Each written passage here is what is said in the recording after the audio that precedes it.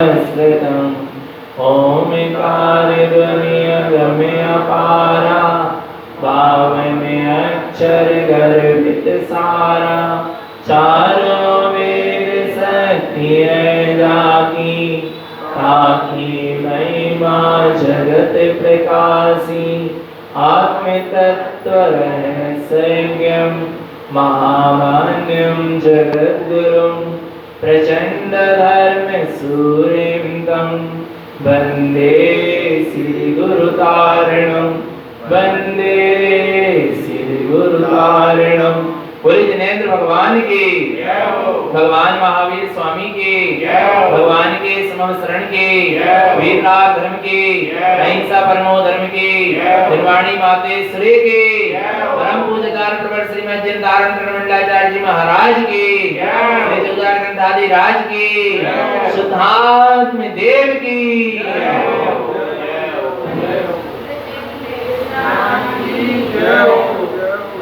परम आराध्य मां जनवाणी सद्गुरु तारण स्वामी जिनेंद्र परमात्मा की अमृत रस धरती सुध जिन देशना श्री कमलवती जी ग्रंथाधिराज आचार्य भगवान तारण करण देव सम्यक चारित्र का मार्ग बतला रहे हैं। सम्यक दर्शन और सम्यक ज्ञान पूर्वक जहाँ स्वभाव में आचरण होता है उसका नाम सम्यक चारित्र है, और जहाँ ज्ञान में लीन होता चला जाता है, जैसे जैसे ज्ञान में समाता चला जाता है, जैसे ज्ञान में तन्मय होता चला जाता है, जैसे जैसे ज्ञान में स्थित होता चला जाता है, वहां पर ये दशाएं प्रकट होती हैं। कौन कौन सी? नंद, आनंद, चिदानंद, सहजानंद और परमानंद। ये दशाएं हैं, ये पर्याय हैं, पर ये प्रकट होने वाली है, और जो ज्ञान स्वभाव है वो प्रकट है, और उस ज्ञान स्वभाव का जब ज्ञान ही अवलंबन लेता है तब ये पंच नंद की पर्याय क्या होती है? प्रकट होती है। मुख्य में मुख्य बात है ज्ञानेन ज्ञान अनमोयम। तुम अपने ज्ञान से ज्ञान स्वभाव की क्या करो? अनुमोदना करो। ज्ञान का अवलंबन ले ले तो क्या होगा? नंदनंदमिरुवम चेयन आनंद पर जावे गली हम चा। क्या कह रहे हैं गुरु महाराज कि नंद की, आनंद की और चिदानंद की पर्याय भी गलियम चा क्या हो जाएंगी?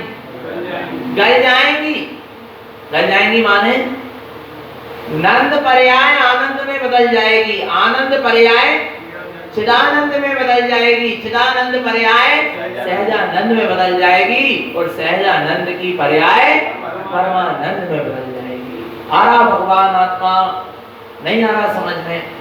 नंद 14 गुण स्थान वर्ती को जो स्वरूप की आनंद की धारा आई, जो स्वरूप का आनंद वर्ता, वही अंतर्मुख होते होते और अंतरंग में डुबकी लगते लगते वही आनंद काय में बदल गया, आनंद में बदल गया जब पंचम गुण स्थान हुआ, अर्थात जब प्रतिमाधारी साधु हुआ आनंद में बदल गया।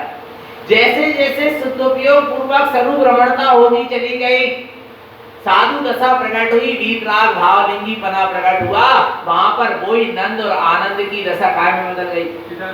चिदानंद में बदल गई। और भगवान आत्मा वही चिदानंद की दशा जब श्रेणी का आरोहण हुआ और घन घाती कर्मों का नाश हुआ, तो वही शुक्ल ध्यान के प्रभाव से भगवान आत्मा वही चिदानंद की दशा अरिहंत अवस्था में सहजानंद में बदल गई। छूटी नहीं है क्या?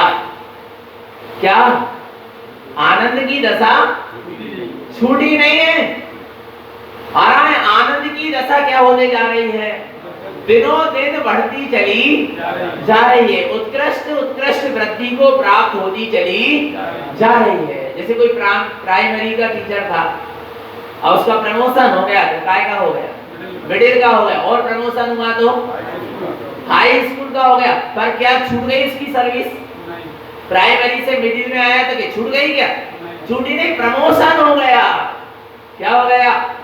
ऐसे ही यहाँ ज्ञान जैसे जैसे ज्ञान में लीन होता गया, निर्विकल्प वीतराग समाधि में डूबता चला गया, अपने शुद्ध स्वभाव में समाता चला गया, वैसे वैसे ये नंद आनंद चिदानंद सहजानंद और परमानंद तक क्या हो गया? पहुंच गए। कहां पहुंच गए? नहीं आ रहा। अब उसके आगे और कुछ भी। परम आनंद, सिद्ध भगवान परम आनंद में विराजमान है। कौन? कौन? सिद्ध भगवान परम आनंद में विराजमान है। आ रहा है। ये आनंद की दशाएं छूटती नहीं है, आनंद की दशाएं क्या होती हैं? बढ़ती चली जाती है। नंद आनंद में बदला, आनंद चिदानंद में बदला, चिदानंद सहजानंद में बदला और सहजानंद परमानंद में बदला। अब क्या बचा? क्या बचा? अनमोयम ज्ञान कम खिपे नमचा। ऐसे ज्ञान स्वभाव की अनुमोदना से, ऐसे ज्ञान स्वभाव के अवलंबन से ज्यों ज्यों आत्मा के आनंद में वृद्धि होती है, कम खिपनमचा, कर्म त्यों त्यों क्या होते हैं? खिलते चले जाते हैं, क्षय होते चले जाते हैं। यहाँ अंदर में डुबकी लगी, आनंद स्फुटित हुआ। पता है, एक समय की आत्म अनुभूति से आत्मा के पूरे सर्वांग में आनंद की लहर उठती है। कहाँ? पूरे सर्वांग में माने आत्मा के प्रदेशों में, शुद्ध संख्यात प्रदेशों में। जब एक समय के लिए जीव का उपयोग एकाग्र होता है, अपने स्वरूप की अनुभूति करता है, उस समय जीव के सर्वांग प्रदेशों में, असंख्यात प्रदेशों में आनंद की क्या उठती है? लहर उठती है, आनंद स्फुटित होता है। उसी समय उन प्रदेशों में जो कर्म परमाणु चिपके थे, उस आनंद के प्रभाव से वे क्या हो जाते हैं? झड़ जाते हैं। नहीं आ रहा भगवान? असंख्यात कर्मों की निर्जरा होती है। एक समय के स्वानुभूति के आनंद से असंख्यात कर्म क्या हो गए? ऐसी स्वानुभूति नहीं पाना क्या? बोलो। और 5 इंद्रियों के विषयों का तुम जो आनंद ले रहे हो ना चेतन, मन के विषयों का जो आनंद ले रहे हो ना, पाप परिग्रह का, संसार के जड़ वैभव का जो आनंद ले रहे हो, ये असंख्यात कर्मों को क्या कर रहा है? बंधवा रहा है। कितने कर्मों को? असंख्यात कर्मों को बंधवा रहा है। और एक समय के लिए स्वानुभूति के आनंद को पाले तो वो असंख्यात कर्मों की निर्जरा करा रहा है। हम देखें, हम किसके आनंद में लीन हैं? हम किसमें आनंद मान रहे हैं? एक संकल्प करना, तुम आत्मा का आनंद ले पाओ और न ले पाओ, तुम आत्मा के आनंद में डूब पाओ और न डूब पाओ, पर एक संकल्प करना कि 5 इंद्रियों के विषयों में, संसार के विषयों में हम आनंद नहीं मानेंगे। क्या नहीं मानेंगे? आनंद। 5 इंद्रियों के विषय भोगने में आएंगे, पर उसमें हम क्या नहीं करेंगे? आनंद नहीं मानेंगे। जो 5 इंद्रियों के विषयों में आनंद मानेगा, वो अपने आत्मा आनंद तक नहीं पहुंचेगा। जो 5 इंद्रियों के विषयों में आनंद मानेगा, वो अपने आनंद स्वरूप को नहीं प्राप्त कर पाएगा, क्योंकि उसने पर में ही आनंद मानकर बैठ गया। अब वो आत्मा के आनंद को कहां पाएगा? बोलो भगवान। आत्मा जो पीतल में ही संतुष्ट हो गया, वो सोने तक पहुंच सकता नहीं है। नहीं आ रहा भगवान। आत्मा काय में संतुष्ट हो गया? जिसने पीतल को ही सोना मानकर बैठ गया, वो सोने तक नहीं पहुंचेगा। 5 इंद्रिय के विषय सब पीतल है, लग रहे हैं सुख रूप, लग रहा है पीतल सोना रूप, पर सोना नहीं है। आरा भगवान। आत्मा समझ लेना, ऐसे ही लग रहा है ये संसार का सुख, 5 इंद्रियों के विषयों का आनंद, मन की शांति, ये लग रही है कि इसमें आनंद है, पर उसमें आनंद भाई नहीं है। आ रहा है, वो दिख तो रहा है आनंद जैसा, पर उसमें आनंद नहीं। और जो पीतल में संतुष्ट हो जाएगा, वो सोने तक नहीं पहुंचेगा, क्योंकि तूने पीतल में ही सोने की कल्पना कर ली, तूने 5 इंद्रियों के विषयों में ही सच्चे आत्मिक सुख की कल्पना कर ली, तू वास्तविक सुख तक नहीं पहुंचेगा। पहले संकल्प करो, हम संसार के कोई भी विषय में सुख नहीं मानेंगे, आनंद नहीं मानेंगे, तब तुम अपने आत्मानंद तक पहुंचोगे। तब तुम अपने आत्म स्वरूप के आनंद को उपलब्ध होगे। पहले तो 5 इंद्रियों के विषयों में आनंद ना आए, आनंद मत मानो, उदासीन भाव रखो।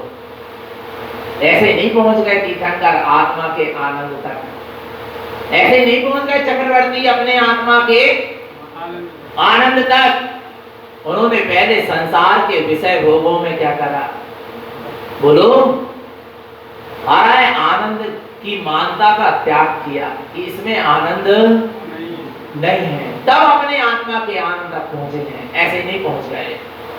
आ रहा है, और तब तो संसार के विषय भोगों का त्याग हुआ, किसके लिए, आत्मा के आनंद के लिए। चक्रवर्ती भरत ने त्यागा क्या नहीं त्यागा, क्या कमी थी, 6 घंटे के अधिपति थे, बोलो बोलो, क्या कमी थी, कोई कमी नहीं थी, फिर क्यों त्याग किया संसार के विषय भोगों को, क्योंकि ये संसार के विषय भोग आत्मा के आनंद को लूटने में क्या हो रहे थे, बाधक हो रहे थे, हमें शाश्वत आनंद को लूटने नहीं दे रहे थे, हमें अपने ध्रुव स्वभाव के अतीन्द्रिय आनंद को लूटने नहीं दे रहे थे। इसलिए उन्होंने 5 इंद्रिय के विषय भोगों के आनंद को क्या कर दिया, त्याग। और आनंद माना नहीं, रहेगी संसार शरीर विषय भोग के बीच में, पर उसमें क्या नहीं माना, आनंद नहीं माना। हम भी यदि कदाचित अभी इतना पुरुषार्थ नहीं कर पा रहे वीत रास्ता का, और संसार शरीर भोगों के बीच में रह भी रहे हैं, तो उसमें क्या मत मानो, आनंद मत मानो। आनंद किसमें मानो, अपने निज आत्म स्वभाव में ही हमें क्या करना है, आनंद मानना है। तो अपने आनंद का प्रमोशन होना चाहिए क्या नहीं, बोलो बोलो ना, या डिमोशन होना चाहिए, बोलो बोलो, नहीं आ रहा, अपने आनंद का प्रमोशन करना है क्या नहीं करना, बोलो बोलो, तो बार बार ज्ञान में अपने स्वभाव की सूरत चलने दो, बार बार अपने ज्ञान में स्वभाव का स्मरण चलने दो, बार बार ज्ञान में अपने स्वरूप की अनुमोदना होने दो, बार बार ज्ञान की शक्ति को अंतरंग की ओर लगाते चलो, बार बार ज्ञान को स्वसन्मुख करो, बार बार ज्ञान को निज में लीन करने का पुरुषार्थ करो। श्रावक समाई क्यों करता है, बोलो ना, किस लिए करता है, किस लिए करता है, कुछ दिख जाए, बहुत से लोग भूल में पड़े हैं कि हम ध्यान लगा रहे हैं, समाइक लगा रहे हैं, भैया जी कुछ दिखता ही नहीं है, कुछ देखने के लिए समाइक कर रहे हो क्या, बोलो, ध्यान क्या गाय के लिए, कुछ दिख जाए उसके लिए कर रहे हो क्या, व्यक्ति को पता नहीं है, अभी व्यक्ति सोच रहा है सम्यक दर्शन माने कुछ दिखेगा, कुछ जानने में आएगा, लाल पीला हरा नीला सफेद तो आएगा, कम से कम लाल पीला ना आएगा, नहीं आ रहा भगवान आत्मा, कुछ तो दिखेगा, कुछ नहीं, कुछ तो होगा, कुछ नहीं, आत्मा निराकार है, क्या दिखेगा, और जो दिख रहा है वो आत्मा नहीं, और जो आत्मा है वो दिख सकता नहीं। और भगवान आत्मा, लोग ध्यान करने बैठ रहे हैं, नाना प्रकार से किसी ना किसी विकल्प को लेकर बैठ रहे हैं, नहीं हो पाएगा। क्या है अनुभूति, क्या है स्वानुभूति, क्या है सम्यक दर्शन, जीव समझ नहीं पा रहा क्या है सम्यक दर्शन, अभी समझना भगवान आत्मा, देखना क्या कहते हैं। ध्यान करने बैठता है श्रावक या साधक या साधु या श्रावक समाहित करने बैठा, काय के लिए बैठता, कुछ दिख जाए, कुछ अनुभव हो जाए, कुछ नहीं, आत्मा के प्रदेशों में आनंद की लहर उठ जाए। क्या क्या क्या क्या बोले, इस ध्यान समाहित के माध्यम से, स्वाध्याय के माध्यम से, आत्मचिंतन के माध्यम से मेरे आत्मा के प्रदेशों में आनंद की क्या उड़ जाए, लहर उड़ जाए, आनंद की वर्षा हो जाए। बस इसका नाम स्वानुभूति है, इसका नाम सम्यक दर्शन है, और इसका नाम ध्यान है। ध्यान में कुछ देखना और कुछ करने का नाम ध्यान नहीं, बस आत्मा में आनंद की क्या उठे, लहर उठ जाए, सारे पर के विकल्पों से शून्य हो जाना और अपने आत्मा के आनंद में लीन हो जाना। इसका नाम प्रभु का दर्शन है, इसका नाम जिनेंद्र का दर्शन है, इसका नाम सिद्धों से मिलन है, और इसका नाम स्वानुभूति सम्यक दर्शन है। आनंद की उपलब्धि हो जाना, जहां आत्मा के प्रदेशों में आनंद, कब लहर उठती है आनंद की, पता है, आत्मा में तो आनंद की लहर प्रति समय उठ रही है, क्योंकि आत्मा ज्ञान और आनंद वाला है। आत्मा आनंद से खाली नहीं है, समझना, आत्मा में, आत्मा के शुद्ध संख्यात प्रदेशों में प्रति समय आनंद की क्या उठ रही है? लहर उठ रही है, पर अनुभव में क्यों नहीं आ रही? उसका अनुभव क्यों नहीं हो पा रहा? विचार करना, आत्मा में प्रति समय आनंद की क्या है? लहर। बस तुम्हें विकल्पों से शून्य होना होगा। जैसे जीव ध्यान समाहित करते हुए विकल्पों से क्या हो जाता है? शून्य हो जाता है। वैसे ही वो आनंद की लहर तुम्हें दिखाई देने लगती है, तुम्हारे अनुभव में आ जाती है, सम्यक दर्शन हो जाता है, स्वानुभूति हो जाती है, मोक्ष मार्ग प्रारंभ हो जाता है। बस विकल्पों से क्या होना है? और एक चीज बताओ, जो विकल्प लेकर बैठे हैं कि हमको इसका ध्यान करना, उसका ध्यान करना, इसको देखना, उसको देखना, क्या उसके अंदर में आनंद की लहर उठेगी? सारे विकल्प, शुभ और अशुभ सारे विकल्पों से क्या होना पड़ेगा? शून्य। जब जी ध्यान समाहित में सारे शुभ अशुभ विकल्पों से शून्य हो जाता है, तब शून्य होने के बाद भगवान आत्मा तेरा आनंद स्वरूप तेरे अनुभव में आता है। और उसका नाम स्वानुभूति है, उसका नाम सम्यक दर्शन है। कोई बहुत बड़ी चीज नहीं है सम्यक दर्शन। सम्यक दर्शन कोई बहुत बड़ी चीज नहीं है, बहुत सिंपल सी चीज है, सरल, एकदम सरल। भगवान एकदम सरल भगवान आत्मा। बस विकल्पों से क्या होना है? विकल्पों से शून्य होने में समय लगता है। वो पता है, जो मिथ्यास से शून्य हो जाता है, जो मोह से शून्य हो जाता है, जो राग और द्वेष से शून्य हो जाता है, वो विकल्पों से भी शून्य हो जाता है। विकल्प क्यों चलते हैं? जब तक मोह है, जब तक राग और द्वेष है, तब तक क्या चलते हैं? विकल्प चलते हैं। और जो मोह और राग द्वेष से शून्य होता जाता है, वो निर्विकल्प होता जाता है। और जैसे जैसे निर्विकल्प होता जाता है, वैसे वैसे जो आनंद आत्म प्रदेशों में दौड़ रहा था, जो आनंद की लहर आत्म प्रदेशों में अनादि काल से व्याप्त थी, उसका साक्षात्कार हो जाता है, मोक्ष का मार्ग प्रारंभ हो जाता है। भगवान आत्मा, तो ऐसे आत्मा के आनंद को क्या करना है?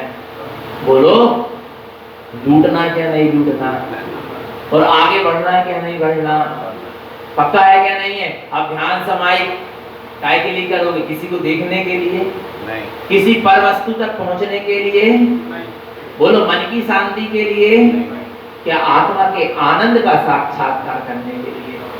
बोलो, आत्मा के आनंद का साक्षात्कार करने के लिए ध्यान किया जाता है, समाहित की जाती है।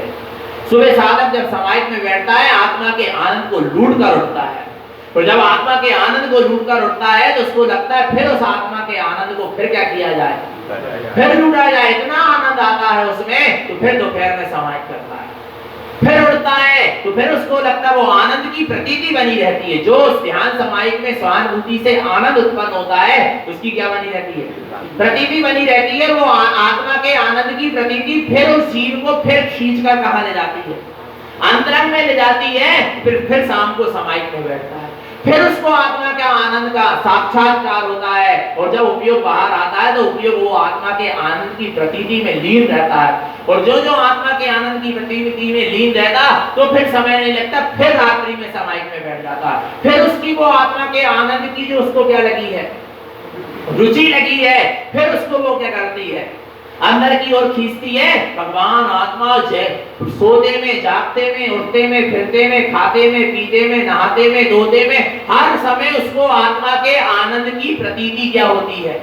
बनी रहती है। और आनंद की प्रतीति उसके उपयोग को अंदर में खींच कर ले जाती है, ध्यान करवाती है, समाहित करवाती है, स्वाध्याय करवाती है, आत्मचिंतन करवाती है, पूरी साधना करवा देती है। कौन? जो आत्मा के आनंद की, जो आत्मा के आनंद का उसने साक्षात्कार किया, अनुभव किया, फिर उस आत्मा के आनंद की जो प्रतीति उसको प्रति, आत्मा का आनंद नहीं आ रहा अभी, पर आत्मा के आनंद की क्या है? उसको प्रति समय प्रतीति है। कोई प्रतीति उसको अंदर की ओर खींच के लग। शराबी ने शराब पिया एक समय, फिर दूसरे समय शराब पीने की क्या हो रही है? लत लगी ना, तो दूसरे समय शराब कौन पिला रही? बोलो ना, क्या कौन पिला रही? क्या कौन पिला रही? बोलो, लत। नहीं आ रहा भगवान आत्मा, क्या उसको क्या लग गई? वो लत बार बार स्मरण दिला रही है, एक बार होती है, एक बार होती है, नहीं आ रहा, वो फिर जाकर क्या कर लेता है? नहीं आ रहा, भगवान पी लेता है। ये संसार के व्यसन छोड़ो, संसार की लतें क्या करो, और संसार के व्यसनों में लत में लगे रहोगे तो दर दर की ठोकरें, और किसकी लत लग जाए एक बार। जैसे किन्हीं को अशुभ की लत लगी है, आ रहा नहीं आ रहा। कई बच्चे कहते भैया जी हम सोच तो रहे कि मोबाइल ना छुएं, चढ़ाने लगी अब मोबाइल से, सोचते तो ना छोड़े ना छुएं, छोड़ देते कि अब 2 घंटा बिल्कुल नहीं उठाएं, पर पता ही नहीं चलता कब आए धीरे से क्या कर लेते, उठा लेते, फिर देखने लगते, पता नहीं चलता कितना समय निकल गया। विचार करना क्या लग गई इसकी, अब छोड़ना भी चाह रहे हो तो नहीं, तो उसी का नाम तो लत है। ऐसे ही एक बार आत्मा के आनंद की क्या लग जाए, एक बार पुरुषार्थ कर लो। कितने बार? एक बार जोर लगाकर जोरदार पुरुषार्थ करके आत्मा की अनुभूति कर लो, फिर उसमें जो आनंद आएगा, फिर उसकी प्रतीति, उसकी लत तुमको खुद खींचकर वहां, तुम चाहोगी भी ना कि ना जाओ तो क्या करेगा, ले जा लेगा। वो प्रतीति, आत्मा के आनंद की प्रतीति आत्मा तक खुदा ले जाती है। जैसे तत्व की चर्चा सुनने की रुचि लग गई ना, लग गई कि नहीं लग गई? बोलो। सुबह चैत्यालय आते कि नहीं आते? तो चैत्यालय से यहाँ प्रवचन सुन के, तत्व की चर्चा सुन के घर जाते हो तो उसकी क्या बनी रहती है? क्या बनी रहती? बोलो ना, प्रतीति बनी रहती ना। भले तत्व की चर्चा सुनने को नहीं मिल रही, पर उसकी क्या बनी है? प्रतीति। फिर शाम को खींचकर कौन लाती तत्व के चर्चा? वही प्रतीति। और भूल जाओ तो नहीं आ पाओगे, भूल जाओ तो नहीं आ पाओ, पर आपको उसकी क्या चलती रहती? अरे फिर शाम को फिर तत्व की चर्चा मिलेगी, फिर ज्ञान का अमृत मिलेगा, फिर गुरु महाराज की वाणी सुनने को मिलेगी, आत्मा की चर्चा सुनने को मिलेगी। उसकी क्या चल रही? दिन भर क्या चल रही? प्रतीति मिलाई, चर्चा सुनने को नहीं। पर वो तत्व की चर्चा की प्रतीति ने, वो तत्व की चर्चा की रुचि ने फिर लाकर तुम्हें तत्व की चर्चा में बिठा दिया। ऐसे ही वो आत्मा के आनंद की क्या, एक समय जो आत्मा का आनंद आया, उसकी फिर बाद में क्या रहती है? प्रतीति बनी। मिलाई, आनंद नहीं आ रहा, पर उसकी क्या बनी है? प्रतीति। वो आत्मा के आनंद की प्रतीति पुनः फिर आत्मा के आनंद में ले जाके डुबा देती। बस एक बार आत्मा के आनंद को क्या करो, क्या करो? लूट लो। अभी हम एक ग्रंथ पढ़ रहे थे, उसमें आचार्य कह रहे हैं कि सदगुरु ने और जिनेंद्र परमात्मा की वाणी ने आत्मा का चस्का लगवा दिया। किसका? किसका? जैसे विपरीत संगति वाले जो होते ना, तो व्यसनों में क्या है, लिप्त हैं, वो अपने मित्रों को काय का चस्का लगवा देते, व्यसनों का लगवा देते, नहीं लगवा देते? अरे खा के तो देखो, पी के तो देखो, ऐसा करके तो देखो, लो, नहीं आ रहा भगवान आत्मा। तो सदगुरु ने और जिनेंद्र परमात्मा की वाणी ने हम भव्य जीवों को किसकी लत लगवा दी? बोलो ना, किसकी? किसकी रुचि लगवा दी?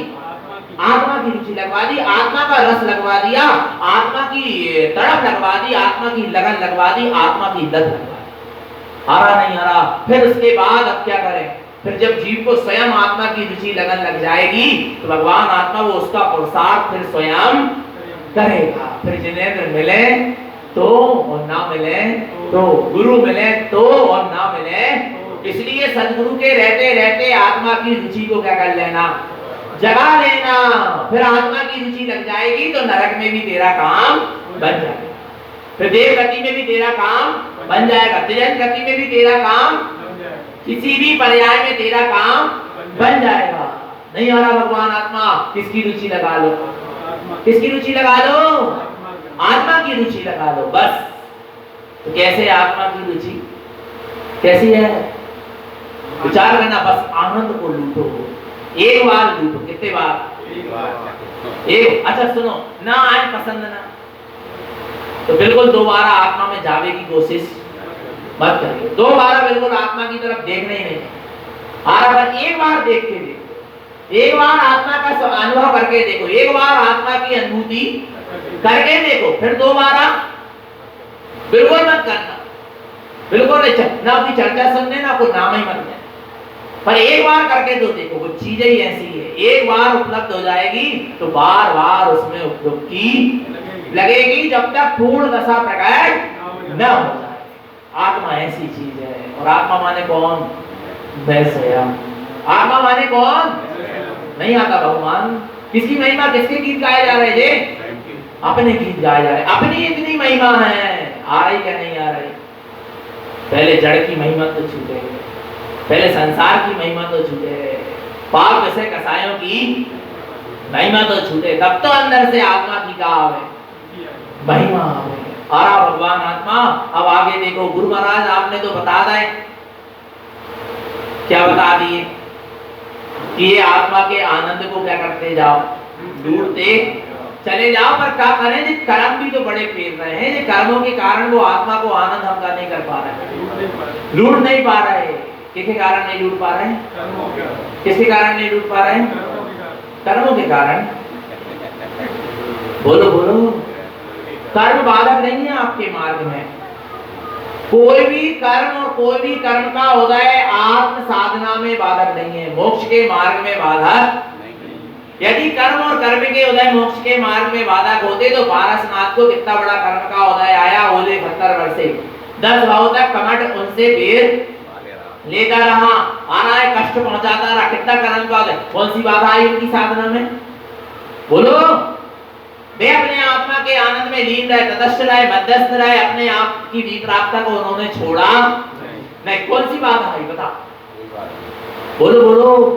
ये कर्म और कर्म के उदय बाधक नहीं है, समझ लेना। भगवान आत्मा आ रहा है। तारण स्वामी को जहर पिलाया, नदी में डुबाया, उनकी साधना में कौन सा फर्क पड़ा? बोलो। क्यों कर्म के उदय नहीं आए? कर्म को आए ना उनको कर्म के उदय। ये कर्म और कर्म के उदय भी मेरी साधना में बाधक नहीं है। मेरी साधना में यदि कुछ बाधक है तो दृष्टि की विपरीतता बाधक है, उपयोग का परान मुख बना बाधक है। कर्म और कर्म का उदय आए और इसके बीच भी यदि उपयोग तेरा स्वभाव में डटा है तो कोई भी कर्म तुझे मोक्ष के मार्ग से रोक सकता नहीं है। राजा सैनिक नरक में है पर उपयोग कहां लगा है? स्वभाव। कितना बड़ा कर्म का उदय, तिल तिल करें देह के ठंड हो रहे हैं। इतनी ठंडी गर्मी सहन करना पड़ रही है कि सिमेरु पर्वत के बराबर लोहा क्या हो जाए, लोहे का गोलक पिघल जाए, गल जाए। आ रहा है फिर भी इतना बड़ा कर्म का उदय, पर दृष्टि कहां है? सम्यक है, दृष्टि सम्यक है, कोई बाधक नहीं है। और दृष्टि विपरीत है, फिर तू साधु पद में भी बैठकर यदि दृष्टि तेरी विपरीत है, पर के सन्मुख है, तो भगवान आत्मा सारी बाधा है। एक भी कर्म की निर्जा नहीं है मोक्ष में। और भगवान आत्मा कर्म के उदय के बीच में भी तेरी दृष्टि, तेरा उपयोग स्वभाव के सन्मुख है, तो भगवान आत्मा तेरी साधना में, तेरे मोक्ष मार्ग में कुछ बाधा नहीं है। गांठ में बांध लो, ये मोड़ा मोड़ी के कारण नहीं कर पा रहा है, इधर घर परिवार, अरे सब बहाने हैं। ये सब क्या है? ये सब क्या है? बहाने। कर्म का करें, शरीर में रोग हो गए, शोक हो गए, का करें, सहनन नहीं है, जो नहीं है, पंचम काल है, सत्संग नहीं मिल रहा, ये सब क्या है? बहाने। ये सब तेरी कमजोरी है। ये सब तेरी क्या है? कमजोरी है। भगवान आत्मा आ रहा नहीं आ रहा समझ में आ रहा है? कर्म और कर्म के उदय, कोई भी तेरा पूर्व में बांधे हुए कर्म के उदय से जो तेरा कोई भी परिणमन चले, वो तेरे मोक्ष के मार्ग में बाधा नहीं। बस दृष्टि की विपरीतता, उपयोग की विपरीतता ही बाधक है। और उपयोग का सम्यक बना, उपयोग की स्वसन्मुख बना और दृष्टि का सम्यक बना बाधक नहीं है, साधक है। दृष्टि खिसकी और दुर्घटना, वो बोलते दृष्टि हटी और दुर्घटना नहीं यार, नजर हटी और दुर्घटना घटी। ऐसे ही स्वभाव से दृष्टि क्या हुई? हटी और दुर्घटना। बाकी इसके अलावा कितने ही गरम, 5 पांडव मुनि के ऊपर लोहे के गरम गरम आभूषण पहनाए गए कि नहीं पहनाए गए? बोलो बोलो, पहनाए गए ना? बोलो कितना बड़ा कर्म का उदय आया, आया कि नहीं आया? बोलो उनका कौन सा मोक्ष मार्ग रुक गया?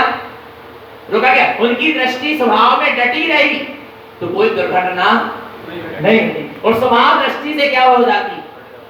हट जाती तो दुर्घटना क्या हो जाती? घट जाती। वे भी तलवार और लेके खड़े हो जाते, वे भी लड़ने तैयार हो जाते, नहीं हो जाते। बोलो भगवान नहीं आ रहा समझ में? तो देखो कर्मों को क्षय करने का उपाय क्या है? तारण स्वामी कह रहे हैं और जिन्हें परमात्मा कह रहे हैं एक द्रव्य दूसरे द्रव्य का कुछ करता, तो देखो वही सिद्धांत होता है, तुम्हें कर्म को क्षय नहीं करना है, तुम्हें स्वभाव में डटे रहना है। क्या क्या तुम्हें अपने स्वभाव में डटे रहना। देखो क्या लिखा है, कम्य सहावम खिपिनम उत्पत्ति किपिय दृष्टि साभावम चेयनिरूप संजुत्तम गलियम विलयन्ति कम्य बंधानम। कारण स्वामी जैसा मार्ग नहीं मिलेगा, आ रहा है, वास्तव में नहीं मिलेगा।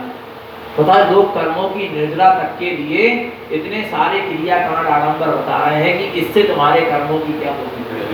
और गुरु महाराज क्या कह रहे हैं, चेयन भाव संयुक्तम, किससे संयुक्त रहो, अपने चैतन्य स्वभाव से संयुक्त रहो। गलियम विलयन्ति कम्य बंधानम, कर्मों का बंधना ही क्या हो जाएगा, गल जाएगा और विलय, बस काय में संयुक्त रहना पड़ेगा। चेयनिरूप संयुक्तम, किसे संयुक्त रहो, चैतन्य स्वरूप से संयुक्त रहो। ये कर्म के बंधन अपने आप क्या हो जाएंगे, गल जाएंगे और विला जाएंगे, दोबारा कोई कर्म का बंध नहीं होगा। और अपने चैतन्य स्वभाव को छोड़कर यदि पर पे दृष्टि गई, पर से जुड़े तो रंग कर्म क्या होंगे, बनेंगे। देखो क्या कह रहे हैं, कम्य सहावम खिपिनम, कर्मों का स्वभाव तो क्या होने का है, क्षय होने का। जो भी कर्म का उदय आता है, काय के लिए आता है, क्षय होने के लिए आता है। पर पता है उस कर्म के उदय में जीव क्या कर लेता है, उन कर्म के उदय, जो भी कर्म का उदय आया क्षय होने के लिए आया है, तब वो कर्म के उदय में जीव नियम, मिथ्या दृष्टि जीव नियम से क्या कर लेता है, अपनत्व कर लेता है। उन कर्म के उदय को अपना मान लेता है, उन कर्म के उदय की धारा में राग देश कर लेता है, उसमें रस ले लेता है। तो क्या होता है, पुनः कर्म क्या होते हैं, नहीं तो वो नियम से क्या होने आए थे, क्षय होने आए थे। पर आपने उसमें और क्या कर लिया, आकुल व्याकुलता करके, विकल्प करके, राग देश करके, रस लेके पुनः कर्म क्या कर लिया। वो सबसे सुंदर बात, कर्म का उदय आया था क्षय होने के लिए, और कर्म का जब उदय आया तो उस समय तुम अपने स्वरूप को क्या हो गए, भूल गए, तो पुनः कर्म का हो गए। और उस समय भी स्वरूप की क्या रखते, सुरत। तो आगे के लिए कर्म कितनी सरल उपाय है, कर्म को क्षय नहीं करना है। कर्म का स्वभाव तो क्या होने का है, क्षय होने का। क्या भी आपके कर्मों की निर्जरा नहीं हो रही, हो रही क्या नहीं हो रही, बोलो। निगोद से निकल के यहाँ तक कैसे आ रहे, कर्मों की क्या हो रही, पर संवर नहीं होगा। जब तक संवर नहीं होगा तब तक निर्जरा कोई काम की, संवर पूर्वक हुई निर्जरा ही क्या है, काम की है। नहीं आ रहा, नाव में छेद हुआ, नाव में पानी क्या हो रहा है, बोलो क्या हो रहा है, भर रहा है। और आप उसको क्या कर रहे हो, पानी को उलीच रहे हो, खाली कर रहे हो, फिर भी वो खाली क्यों नहीं हो रहा, छेद भर रहा है। वो निर्जरा कोई काम की नहीं, वो पानी का खाली करना कोई काम का नहीं। जिस नाव का छेद क्या नहीं हुआ, बंद नहीं हुआ, इसलिए पहले क्या करना पड़ेगा, छेद बंद, पहले क्या करना पड़ेगा, छेद बंद करना पड़ेगा, पहले संवर करना पड़ेगा। फिर उसके बाद पानी को उलीचोगे तो क्या होगा, वो पानी नियम से क्या होगा, खाली होगा। ऐसे ही मिथ्या दृष्टि को जो निर्जरा हो रही है, मिथ्या दृष्टि को भी कर्म बंधे, और फिर वो कर्म उदय में क्या हो रहा है, आ रहे हैं, तो वो क्षय हो रहे हैं कि नहीं हो रहे, बोलो भगवान आत्मा। मनुष्य पर्याय के कर्म मान के लाए थे, अब अगली पर्याय में जाओगे तो कर्म क्षय हो रहे कि नहीं हो रहे, पर क्या निर्जरा हो रही, वो क्या संवर पूर्वक निर्जरा हो रही, बोलो ना। मिथ्या दृष्टि को भी कर्म क्षय हो रहा है, तो वो उसी तरह से हो रहा है जैसे बिना छेद बंद किए पानी को तुम क्या कर रहे हो, नाव से खाली कर आ रहा है। और सम्यक दृष्टि की जो निर्जरा हो रही है वो कैसी हो रही, पहले छेद बंद हो गया, वो मिथ्यात्व का छेद क्या हो गया, बंद हो गया, वो मोह का छेद क्या हो गया, बंद हो गया, जिससे पानी क्या हो रहा था, कर्म आ रहे थे। अब इसके बाद कर्म क्या होंगे, निकलेंगे, वास्तव में क्षय होंगे, निर्जरा होगी, वास्तविक निर्जरा होगी। और भगवान आत्मा कम्य सहावम खिपिनम, कर्मों का स्वभाव कैसा होने का है, क्षय होने का है। तुम्हें क्या करना है, तुम्हें क्या करना है, अच्छा एक चीज बताओ, कर्म में पुद्गल परमाणु है कि चैतन्य से निर्मित है, चैतन्य प्रदेशों से निर्मित है, जल्दी बोलो। कर्म क्या है, पुद्गल परमाणु है, पक्का है, और तुम कौन हो, चेतन हो, पक्का है ना। तो एक तुम चैतन्य द्रव्य हो ना, और कर्म कौन से द्रव्य हैं? खुद का द्रव्य। तो अब एक चीज बताओ, एक द्रव्य दूसरे द्रव्य का कुछ करता नहीं करता। अब तुम कर्मों को क्षय कर सकते हो? नहीं कर सकते। बोलो ना। इसलिए गुरु महाराज ने कह दिया कम सहावम खेपेनम, कर्मों का स्वभाव स्वयं क्या होने का है? क्षय होने का। तुम कर्म को क्षय नहीं कर सकते, पर तुम कर्म को क्षय नहीं कर सकते, वो तो अपने स्वभाव से क्षय। तुम अपने स्वभाव में डटे रह सकते, तुम अपने स्वभाव में लीन रह सकते, जिससे कर्म क्या होंगे? क्षय हो जाएंगे। आ रहा है, देखो क्या कह रहे हैं, कम सहावम खेपेनम, कर्मों का स्वभाव क्या होने का है? फिर क्या करें? उत्पत्ति खिपी दृष्टि सा भावम, उत्पत्ति खिपी, चाहे कर्म उत्पन्न हो जाए चाहे कर्म क्षय हो जाए, दृष्टि स्वभावम, तुम्हारी दृष्टि कहाँ टिकी होना चाहिए? स्वभाव में। चाहे कर्म का उदय आ जाए तो स्वभाव में दृष्टि टिकी रहे, और चाहे कर्म क्षय हो जाए स्वभाव में दृष्टि क्या होना चाहिए? टिकी होना चाहिए। जैसे 5 पांडव की, 5 पांडव मुनिराज युधिष्ठिर, अर्जुन, भीम, नकुल और सहदेव, पांचों मुनिराज के ऊपर क्या हुआ? उपसर्ग हुआ। पांचों मुनिराज को गरम गरम लोहे के क्या पहना दिए गए? आभूषण पहना दिए गए। कर्म उत्पत्ति क्या हुआ? कर्मों का क्या हुआ? उदय हुआ। आया क्या नहीं आया? दृष्टि स्वभाव, उनकी दृष्टि कहाँ थी? स्वभाव में थी। और अब मुनिराजों के कर्मों की क्या हो रही है? निर्जरा हो रही, तो भी दृष्टि कहाँ है? और कदाचित भाव आ जाए कि देखो मेरे कर्मों की क्या हो रही, मैंने इतनी तपस्या कर लिया, मैंने इतने उपसर्ग में ची भी नहीं करा, उब भी नहीं किया, सामने वाले को कुछ नहीं कहा, देखो मैंने कितने समता परिणाम रखे, देखो मैं अपने कर्मों की निर्जरा कर रहा हूँ, तो कर्म निर्जरी नहीं होते, पुनः क्या हो जाते? बन जाते। विकल्प आ गया। कर्मों की उत्पत्ति हो जाए सो दृष्टि स्वभावम, और कर्म क्षय हो जाए तो दृष्टि स्वभावम। आ रहा नहीं आ रहा भगवान आत्मा? और दृष्टि स्वभाव से जरा कदाचित भी क्या हुई? हटी, पुनः कर्म क्या होगा? बनेगा। बनेगा कि नहीं बनेगा? नहीं आ रहा भगवान आत्मा? पर देखना, 3 तो रहे अपने में लीन। कौन कौन? युधिष्ठिर, भीम और अर्जुन, ये तीनों मुनिराज अपने स्वभाव में दृष्टि स्वभाव, कहां टिकी रही दृष्टि? उपयोग स्वभाव में टिका रहा। कर्म का उदय आ गया, पता नहीं चला, कर्म क्षय हो गए, पता नहीं चला, न कर्म के उदय का पता चला और न कर्म क्षय हो गए उसका भी पता नहीं चला। नहीं आ रहा भगवान आत्मा? दृष्टि कहां लगी रही? उपयोग पूरी शक्ति कहां लगी? स्वभाव, स्वभाव में लगी रही। फिर क्या हुआ? नकुल और सहदेव, दृष्टि हटी और दुर्घटना। नकुल और सहदेव 2 मुनिराज की दृष्टि क्या हो गई? अपने स्वभाव से हटकर दूसरे के स्वभाव। अरे धन्य। अच्छा भाव था क्या? नहीं, नकुल सहदेव का अच्छा भाव था। नकुल सहदेव मुनिराज भावना मारा, धन्य धन्य। युधिष्ठिर, भीम और अर्जुन मुनिराज जो ऐसे उपसर्ग में भी अपने समता स्वभाव में लीन है। अच्छे भाव थे क्या? बोलो ना। किसका स्वभाव दिखने लगा? किसका समता स्वभाव दिखने लगा? किसका? किसका? बोलो ना। है? सामने वाले का। और अपने स्वभाव से क्या हो गए? खिसक गए।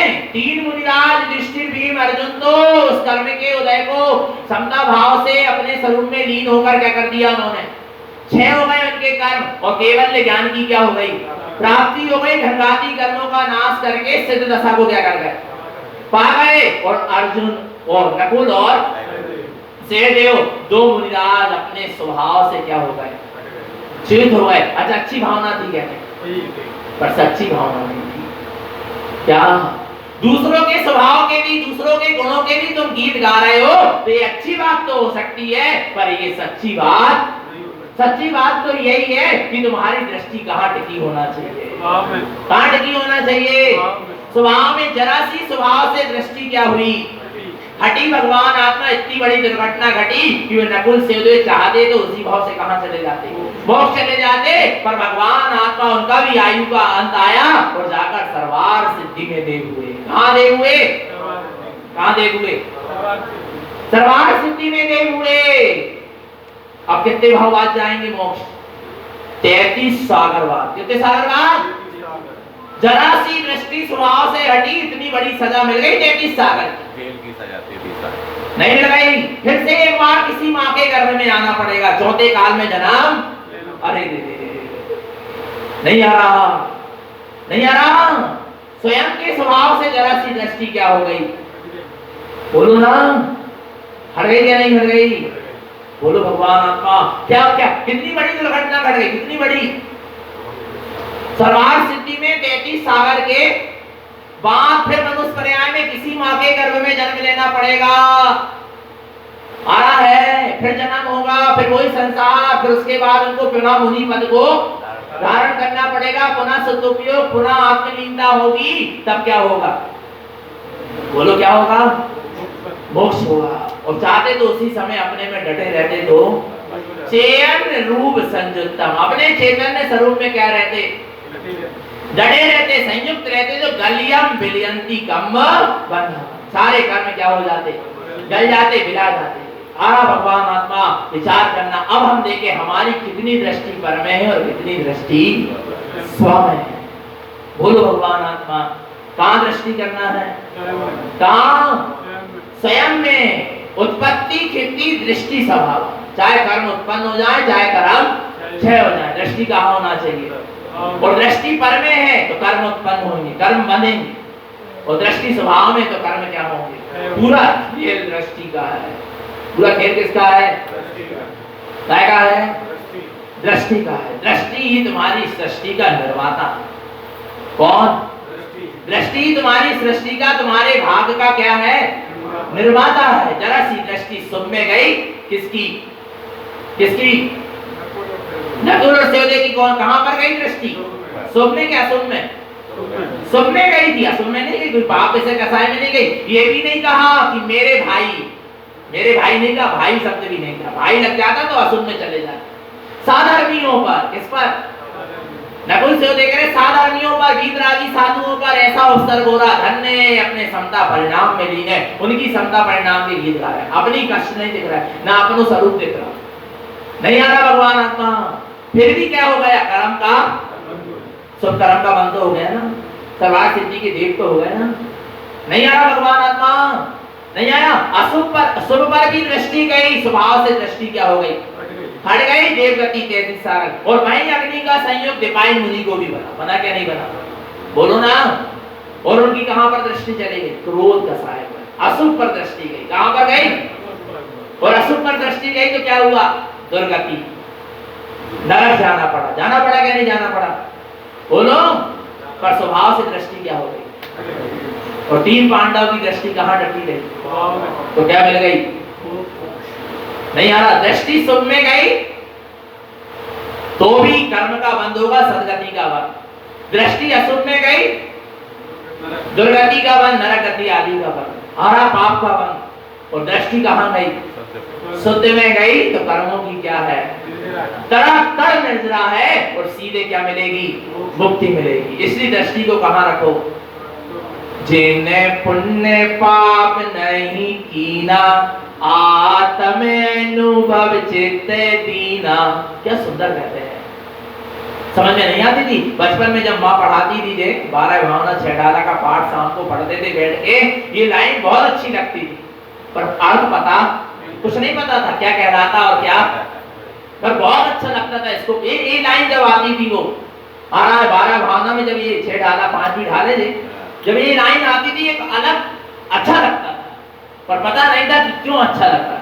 और भगवान आत्मा, जिने पुण्य पाप नहीं कीना, आत्म अनुभव चित्त दीना।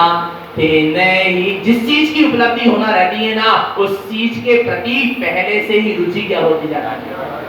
आती चली जाती है, रुचि उत्पन्न होती चली जाती है। जो चीज बाद में मिलने वाली है उसकी रुचि का वो पैदा होगी, पहले ही होने लगेगी, उसके प्रति आकर्षण पहले ही होने लगेगा। आपको समझ में नहीं आता, जो चीज बाद में मिलने वाली उसके प्रति आकर्षण, रुचि, लगाव पहले से ही हो जाता है, उस पर जीव का जोर पहले से ही जाने लगता है। क्या कहते हैं? जिने पुण्य पाप नहीं कीना, आत्म अनुभव चित्त दीना। तेने ही विधि आवत रोके, संबर लहे सुख अब लोके। जिनने पुण्य पाप से दृष्टि हटाकर आत्म अनुभव चित्त दीना, अपने उपयोग को कहाँ लगाया है? आत्मा के अनुभव में लगाया है। फिर क्या हो गया? फिर क्या? तिन्ने ही विधि आवते रोके, उन्हीं ने कर्मों को आने से क्या कर दिया? रोक दिया। संबर लय सुख आवे लोके, उन्हीं ने संबर को प्राप्त करके आरा सुख का अवलोकन किया है। आरा भगवान आत्मा, तो क्या करना है कर्मों की निर्जरा के लिए? मैं कर्म को क्षय करने वाला नहीं हूँ, मैं स्वभाव में रमने वाला हूँ। मैं स्वभाव में लीन हो सकता हूँ, स्वभाव का श्रद्धा ज्ञान चारित्र तो कर सकता हूँ, स्वभाव में लीन तो हो सकता हूँ, पर मैं कर्मों की निर्जरा, क्योंकि कर्म स्वभावम कितना, कर्मों का स्वभाव स्वयं क्या होने का है? क्षय होने का। मेरे स्वभाव में लीन होने से कर्म क्या हो गए? क्षय हो गए, पर मेरा इसमें कोई कर्ता बना, तब सम्यक दृष्टि हो। और तुम क्या कह रहा है कि हमने कर्मों को क्या कर दिया? क्षय कर दिया, तो आप अभी सम्यक दृष्टि। अरे भगवान से पूछो, आपने 4 घातीय कर्मों का नाश किया, और हम कहेंगे तुम कह रहे हो। आ रहा है मैंने तो सदुपयोग किया, मैंने श्रेणी का आरोहण किया, मैं स्वरूप में रमण किया, मैंने ये किया, मैंने अनंत चतुष्टय को प्रकट किया, कर्मों को क्षय नहीं किया। कर्म तो क्या हो गए? क्षय हो गए, तो हो गए। मैंने एक द्रव्य दूसरे द्रव्य का कुछ करता। सिद्ध भगवान से पूछो कि आपने 8 कर्मों का क्या कर दिया? नाश कर दिया। वे कहेंगे नहीं, मैंने 8 गुणों को क्या किया? प्रकट किया, उससे 8 कर्म क्या हो गए? हो गए तो हो गए, उससे उसको कोई मतलब। ये सम्यक दृष्टि ज्ञानी की कला है। नहीं आ रहा भगवान आत्मा? नहीं आ रहा? इतना अप्रत्यक्ष भाव होता है। और यहाँ तो अपन पता भैया जी, हमने जब से भक्तांबर को पाठ करे तब से हमारे बहुत से कर्म का हो गए, क्षय हो लियो। हमने बहुत क्षय करते हैं कर्म। आपको नहीं पता हमारी पूरी घर की बलाएं का हो गई, और आपना की बलाएं कब ठीक हो है? बोलो ना भगवान आत्मा। नहीं आ रहा समझ? कितनी मिथ्या मानता में लगा दी भैया। आज हमने उपवास करे थे ना, पता चले हम गाड़ी से गए थे, बिल्कुल एक्सीडेंट हो गई वालों तो, पर बच गए। हमने उपवास करे थे ना, तो हमारे कर्म का हो गए। अरे बेकार है, तुम्हें अभी वस्तु स्वरूप पता नहीं, तुम्हें जिनेन्द्र का सिद्धांत अभी पता नहीं, द्रव्य की स्वतंत्रता अभी पता नहीं, अकर्तव्य भाव का पता नहीं। तुम कर्तव्य भाव में क्या हो रहे हो? हाँ, मान रहे उपवास करने से आपकी पाप प्रकृति क्षय हुई है और पुण्य प्रकृति उदय में आई है, और उसी के कारण कहो आप बच गए हो, पर आप कर्ता नहीं बन सकते। ऐसा कह नहीं सकते, ऐसा मान नहीं सकते। वो तो सब होने वाला परिणाम था, तो हो गया। मैं उसका सिर्फ ज्ञाता था। उसका मैं क्या था? मैंने अपने स्वभावों से यदि पुण्य का उत्कर्षण भी किया है और पाप का आकर्षण भी किया, तो मैं उसका क्या हूँ? ज्ञाता हूँ, मैं उसका कर्ता नहीं हूँ। ये सम्यक दृष्टि के बोल है। आ रहा है मैंने पुण्य मांगा, मैंने पाप का नाश किया, ये मिथ्या दृष्टि के बोल है, ये मिथ्या दृष्टि की मान्यता है। नहीं आ रहा भगवान आत्मा? अब पहचान करो कि हम सम्यक दृष्टि है का कौन है, तो अपन को क्या बने रहना है? क्या बने रहना है? तो भगवान आत्मा निरंतर निश्चित आत्मा की शरण रखें, अपना सबका जीवन सम्यक और संयम में बना रहे। बोलिए